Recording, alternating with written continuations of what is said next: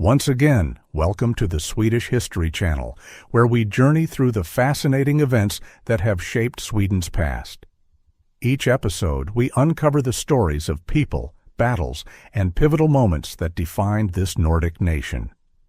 In today's episode, we take you back to the year 1719, when Sweden was embroiled in the Great Northern War.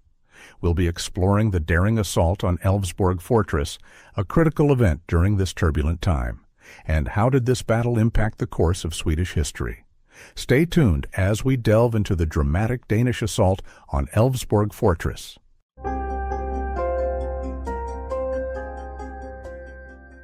The Great Nordic War is reaching its conclusion in the summer of 1719. After nearly 20 years of continuous conflict, Sweden is exhausted, and the recent years have been characterized by defeat and significant hardships. Even the capital Stockholm is threatened by Russian dominance in the Baltic Sea. In 1709, Denmark-Norway re-entered the war after previously admitting defeat. The Swedish operations outside the west coast increasingly focused on piracy as the Swedish economy declined. This led to private initiatives being necessary to maintain Swedish pressure against Danish-Norwegian trade at sea.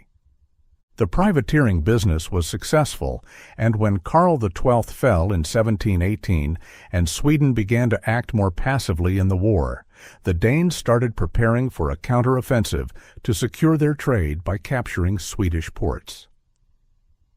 Their attention soon turned to Gothenburg, which was the core of the Swedish privateering business. The Danes assembled 35,000 men to launch an offensive war in Bohuslän and Gothenburg. Bohuslän had only been part of Sweden since 1658, and with a successful campaign, there were great opportunities for Denmark to recapture these areas.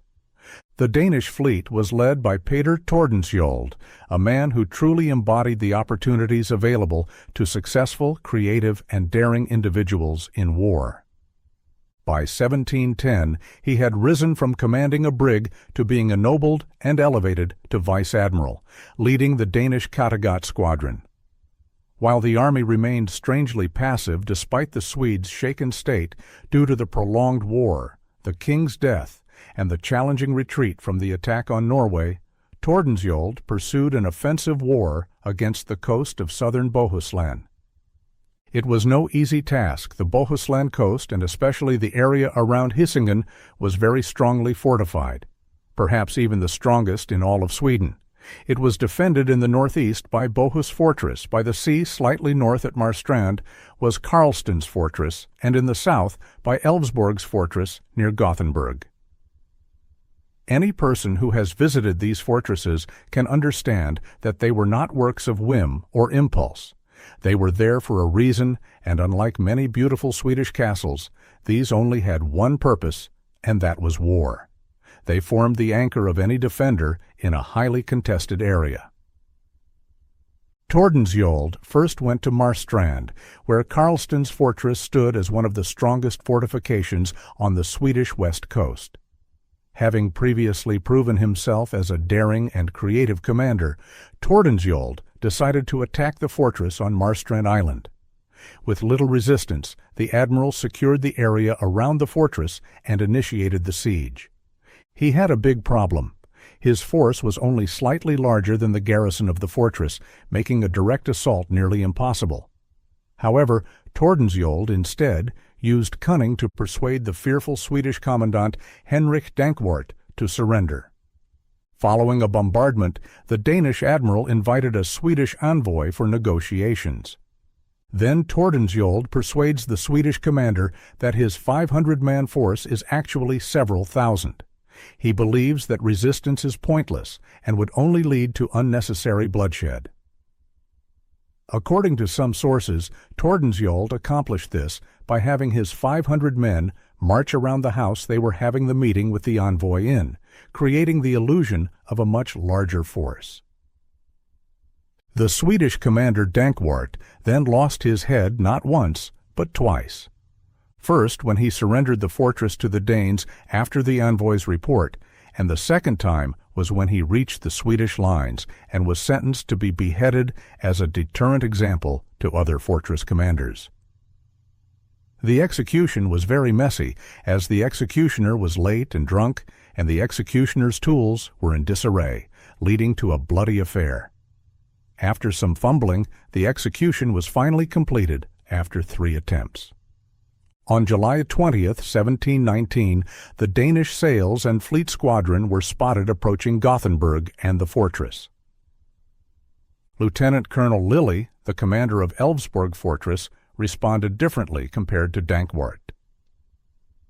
When the Danish admiral approached Gothenburg and the fortress, an offer of an honorable surrender of the resistance was met with. To give up a fortress that can be defended is always a disgrace, and if Mr. Choutbenachten wants to save blood, it is safest that he goes his way again, because people at Älvsborg are firmly resolved to let the last drop of blood flow in its defense. After successfully capturing the strong Karlsten fortress, Tordenskjold believed that the much weaker Älvsborg fortress would be an easy victory. However, Lilly, the defender of Älvsborg, was a much more formidable opponent than Dankwart. During the battle, Lilly made his officers and soldiers swear to defend the fortress to the last drop of blood. He famously stated that he would rather be brought back to Gothenburg as a dead Lilly than a living Dankwart.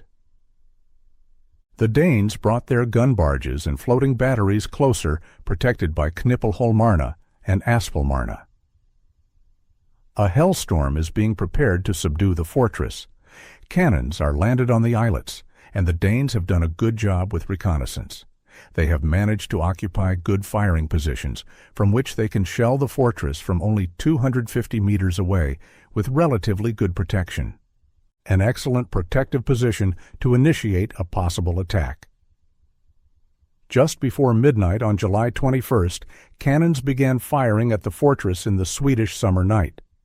The Danish bombardment started, and the flashes of light illuminated the ships, barges, and the fortress. The Swedes responded with their own artillery fire.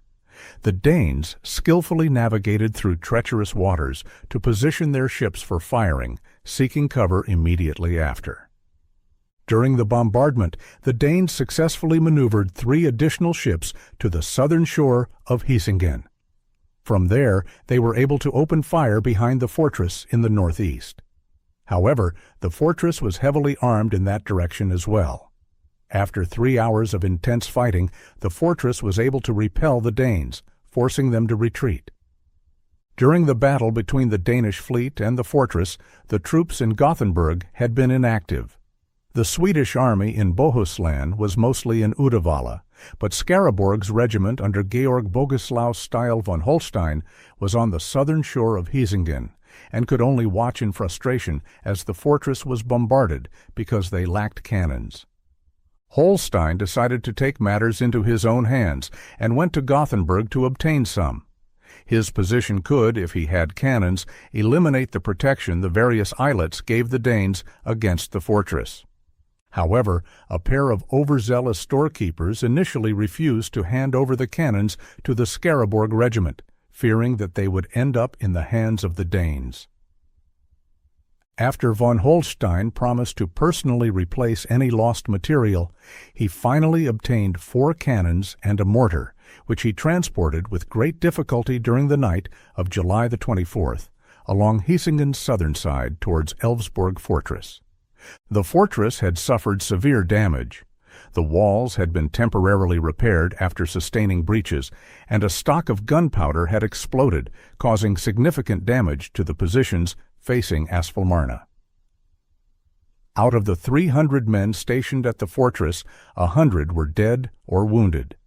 Despite this, they managed to hold their ground and repel the Danish attackers, who had to repeatedly return their ships for repairs. In the fortress, Lilly was preparing for a Danish onslaught. All the signs were visible, and he had rebuffed several attempts to give up. Unlike today's modern communication technology, Lilly certainly had no idea about Holstein's arduous march along southern Hisingen. Instead, he prepared the men for battle to the last man. All the muskets were loaded, and the men lined up in 2 ranks, one to load and one to fire. The final battle was approaching for the defenders of the fortress. Then, when everything seemed hopeless at dawn, on the 3rd day of the violent bombardment, lightning flashed from Heisingen, north of Asfalmarna. It was Holstein who opened fire. The Skaraborg regiment catched the Danish forces totally off guard and caused the Danes to immediately retreat towards Rivafjorden and Vinga. At the same time, 3 Swedish galleys set sail from Nya Varvet and were approaching, further adding to the Danish forces' panic and rout as they fled from the unexpected counter-offensive. Holstein waited until the perfect moment to open fire, which may not have been intentional. If he had deployed the cannons at the beginning of the battle, they would likely have been destroyed early by the enemy. Now the assault fleet has been in battle for 2 days and is suddenly facing a new threat from the open northern flank. It appears they are unable to move enough firepower to combat the new threat and were forced to retreat. Gothenburg has been saved. There is great joy, and the phrase, "The Danes don't touch any Swedish lilies," is spreading throughout Sweden. However, Sweden still faces challenges in the Baltic Sea as the Russians are advancing. The Älvsborg and Skaraborg regiments have achieved a crucial victory in defending the west coast, demonstrating the strength and determination of a resilient defender. It remains to be seen if Stockholm's defenders can learn from this lesson. Just a few weeks later, the Södermanland regiment will be put to the test when Stockholm is threatened by occupation by marauding Russian forces. However, Tordenskjold and the Holstein family have not had their final confrontation. Tordenskjold, known as one of Northern Europe's most prominent admirals, experienced a rare defeat at the Nya Älvsborg Fortress in his numerous efforts against Sweden. The following year, he was killed in a duel with Jakob Axel Stale von Holstein, the cousin of the Skaraborg's commander, who quickly seized victory at the Älvsborg Fortress. Tordenskjold was only 30 years old at the time of his death. It's important to note that Sweden and Denmark had already made peace by then. However, this is a personal tale involving deception, honor, and the remarkable effectiveness of the Swedish Karelian sword, as well as the premature death of an incredibly talented admiral.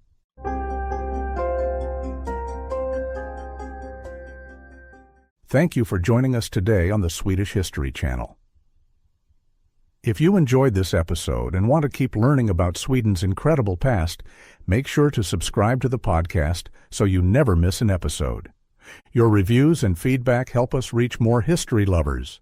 We'll be back soon with another tale from Sweden's rich history. Until then, take care.